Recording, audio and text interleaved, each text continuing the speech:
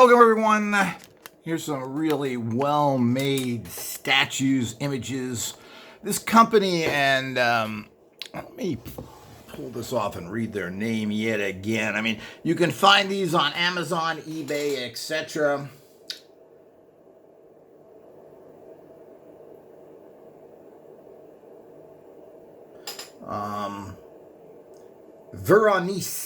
Veronese company, and these can be found, as I said, pretty much on any major area, Amazon, etc., eBay.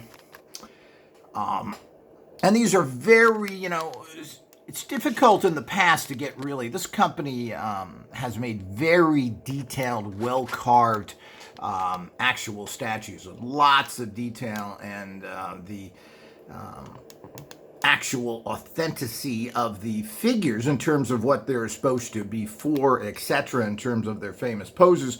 Well, the first one here, of course, is Tyr from Norse mythology. And they have a little nameplate there. Then we pull back here, and I've seen different statues of this, and this is the only one that's really kind of correct. I've seen a statue of Tyr with a regular-sized wolf. Well, Fenris, which is the wolf that he agreed to bind up. And the only reason that Fenris would agree to it was the fact that he would put his right hand in the wolf's mouth, and so that he wouldn't be trapped, because if he was trapped, then he would bite Tyr's right arm off, which is exactly what happened. So this, you can see how the wolf is a proper size here. I've seen one where the wolf is about this big, and it's supposed to be an average wolf. Well, you're not really getting it, makers. This company does. So really nice. They have this, I don't know if they come in extras, but this looks like actually brass, as if this was cast in brass, which is a famous way to make statues, but very expensive. These are not. These are just plaster. They're painted. They have a nice bottom here that so it doesn't scratch your tables. And let's just turn this around here. We can see how it's very well detailed. It's got this chain that they chained Fenris with. This was supposed to hold Fenris so he wouldn't attack the gods. And of course it did work, but like everything in life, as one thing I've always liked about Norse mythology is that it's very practical. I mean, you have to pay a price for these things. It's not just going to happen like in a bad comic book. So they chained Fenris, but Tyr had to pay the price with his right arm, or right hand. And if you see Tyr pictured in after this incident, you'll notice that his right hand is missing, which is needless to say.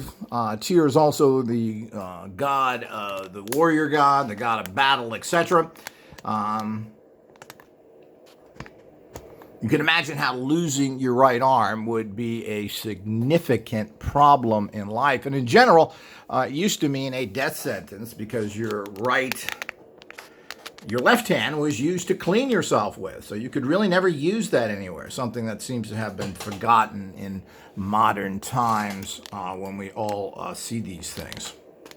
So you can see how it's very, very well sculptured. It was cast very well. The paint looks really good. And you can see the kind of features that you have here, that the faces and so forth. You can see that wolf face is really beautiful. So it's a great statue. And this company makes statues no matter what you're interested in. They have Celtic, they have Greek, Roman gods, which are really well done. I almost bought a couple of those. And of course they have Celtic. They have just about a lot of mythological god forms they have offered in their very fine cast. So check it out, and do check. There's somebody copying these people or making similar, so do be a little bit careful. I mean, they seem to look pretty good, but they're missing that authentic touch, like I've mentioned with the wolf problem here. Let's go and look at Odin here. And of course, like any kind of plaster resin stuff, you have to be careful. They chip easy if you bang them or drop them. History. So here's Odin. And they have a couple of Odin statues. They have one with him sitting with the dogs by him, which I really like as well. This is a standing one. It's got his two wolves here. And this all is part of understanding Norse mythology and so forth. The wolves and, of course, I think it's Huggin and Muggin, the ravens that bring him information. And, of course, the eye patch here, which, of course, for wisdom, Odin gave up one of his eyes. So you can see, again, similar to Tyr, is that this mythology makes a lot of sense in terms of, look, if you're going to have wisdom, you're going to have to pay a big price for that. It's not going to come from a 4-year degree program, no matter how fancy the college may be. You have to pay a huge price for gnosis, is what it really should be called. Knowledge or wisdom. Knowledge or information turns into wisdom and gnosis.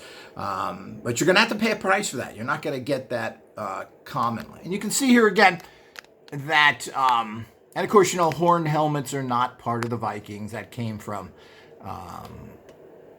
the Wagner operas that were held in Germany, with them copying the actual Norse traditions, when Germans aren't Norse at all. They're Arabs.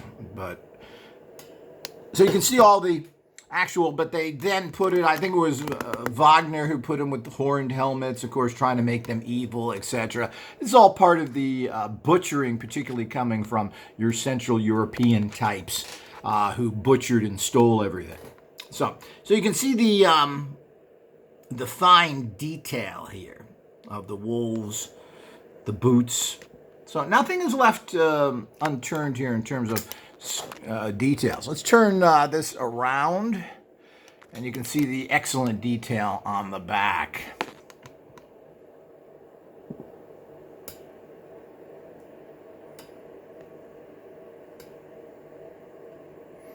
So every square inch, and again, this is very well painted. Looks really good. It's got that bronze look to it, like it's a metal statue. They are, as I've mentioned, fragile. You do have to be careful here, because you are going to have that problem. If you bang them, hit them, drop them, they are going to break. And these run about anywhere from $75 to about $100 each. So they're not exactly cheap. So you do have to be careful there to make sure that you don't bang and hit them in any way. But that's typical with most plasterine type, resin type statues. I think these are resin, like most things are made of now. But you can see the great detail here. You've got some fantastic detail here in the face, the beard, etc. And you can get a whole set of these. They make them for every single Norse god that I know of. When I've looked through there, the other ones are a little bit hard to find for the lesser known and interested Norse gods, but you could get them for all, and this would make a fantastic decoration on a fireplace or wherever you have a place. These are excellent to put on your particular ritual tables, or even on any table that you work at. And a great decoration in general. I had them on my desk, etc. I mean, gods are archetypes, and you want an archetype that actually will represent something of value to you personally, the kind of energies. Of course, Odin was known for his great wisdom, and of course, the discoverer of the runes, etc. So if you're a runic person, this is the kind of energy you want to tap into. So that's an energetic field that's in the astral, and you tap into that to get further or deep knowledge into anything. That's how life works, people, if you don't know. The other one here is Frigga. Frigga. A lot of people get that confused with Freya. Now, Freya was more of a love goddess, more of a lustful symbol, Freya. Well, Frigga is your mother symbol. This is the wife of Odin, considered more of a mother symbol. And of course, you can see all the different great detail they put in here. So let's go in here again.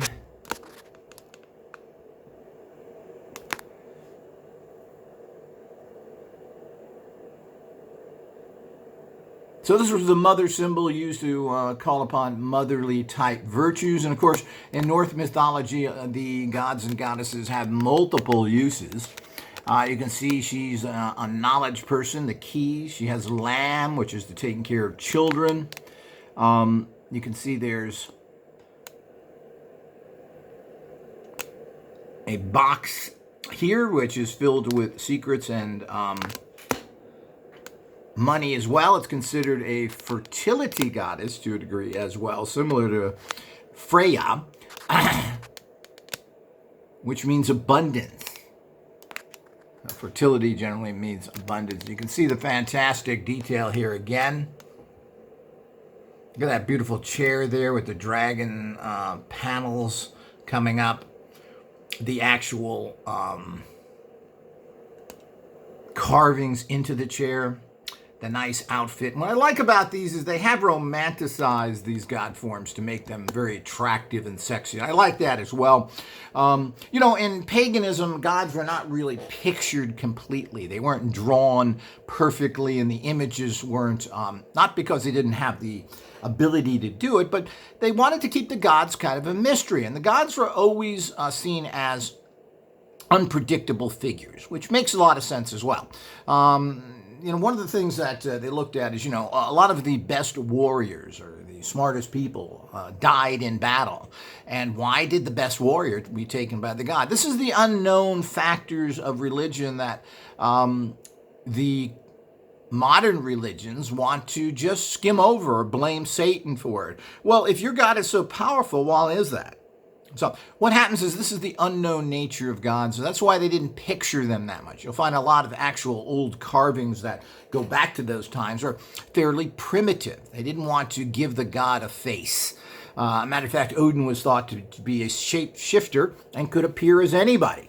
And anybody who had an eye problem or wore a patch was thought of as, could this be Odin? So these are the type of unknowable things which I think are very practical, and one of the nice things about, quote, pagan type religion or the older religions. Pagan has a terrible term to it. It's like psychic and witchcraft. People don't understand that. It's been molded by modern society into a slur. So these ancient religions made a lot of sense, and there was a commonality and an understanding of the gods and goddesses and what they were used for, which is tapping into an informational, energetic field for what you need. So if you're looking for fertility, meaning that you want birth in your family, or fertility of the earth and other things, so that you grow your crops, well, you would go and grab onto that kind of energy, and you draw that energy into you. And, of course, we do the same thing with everything now, and that's, of course, how it works. So you can see how beautiful this is. Let me turn it around here. Let's see the side. And again, you can see, you know, they didn't, just because it's the back, they didn't just make it flat and have no detail in it. So they gave that great carving that you see in so much of this, of the artisans that the certain percentage of the Vikings were at that time. And of course, like all these people, they had great artists, everything else. And like everybody else, they were barbarous murderers, like everybody in society. And Viking was just basically, they're nothing more than pirates that stole from their neighbors and murdered as weak a people as they could, as long as they had some goods. But, you know, that's the story of the world, people. Everyone has done that. We need to understand that. But any kind of archetype, and that's what you're looking for in life. Life is about having archetypes. Well, what kind of energy? What do you want to emulate? Spider-Man? That's what they're brainwashing the youth today.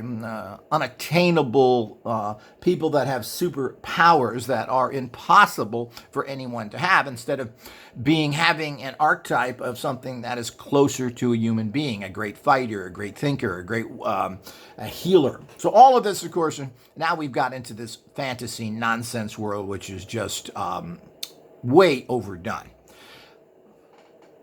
So I've mentioned, no matter what your interest in, this company makes great statues like this. As I said, I've seen the Roman ones, some really cool ones there. I've seen Celtic ones, and they have Egyptian.